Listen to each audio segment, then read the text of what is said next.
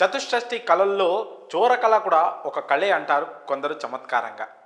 ఎవరికీ అనుమానం రాకూడదని దొంగలు ఎంతగా ప్రయత్నించినా చివరికి టైం బాగాలేక దొరికిపోతుంటారు. అలాంటి ఘటనే తాజాగా ఏపీలోని ప్రకాశం జిల్లా ఎర్రగొండపాలెం మండలం గుర్రపుశాల గ్రామంలో జరిగింది. వరుస దొంగతనాలు సవాల్గా మారడంతో గట్టిగా నిఘా పెట్టిన పోలీసులకు ఆ ఊరి అల్లుడే దొంగ అని తెలియడంతో ఆశ్చర్యపోయారు. అత్త ఊళ్ళో అల్లుడే చోరీలు చేసిన ఈ ఘటన వివరాల్లోకి వెళ్తే, ఓ కుటుంబం అల్లుడు ముండ్ల రామయ్య అత్తగారింట్లోనే కొంతకాలంగా తిష్టవేశాడు. గత నెలలో గ్రామస్తులు పనుల కోసం వలస వెళ్లడాన్ని గమనించాడు. అంతకుముందు రామయ్య క్రికెట్ బెట్టింగ్లు ఆడుతూ చెడు వ్యసనాలకు బానిసై భారీగా డబ్బు పోగొట్టుకున్నాడు. ఇక మరో దారి లేక అత్తగారింట్లోనే మకాం పెట్టాడు. ఈ నేపథ్యంలోనే గ్రామస్తులు పనుల కోసం వలస వెళ్లడం గమనించిన రామయ్య ఆ ఇళ్లల్లో చోరీ చేయాలని ప్లాన్ చేసుకున్నాడు.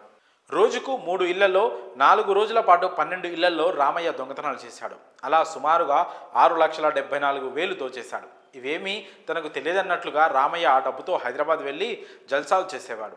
గ్రామంలోని ఇళ్లకు తాళాలు పగలగొట్టి దొంగతనాలు జరిగిన ఘటనలు చూసిన స్థానికులు పోలీసులకు ఫిర్యాదు చేశారు.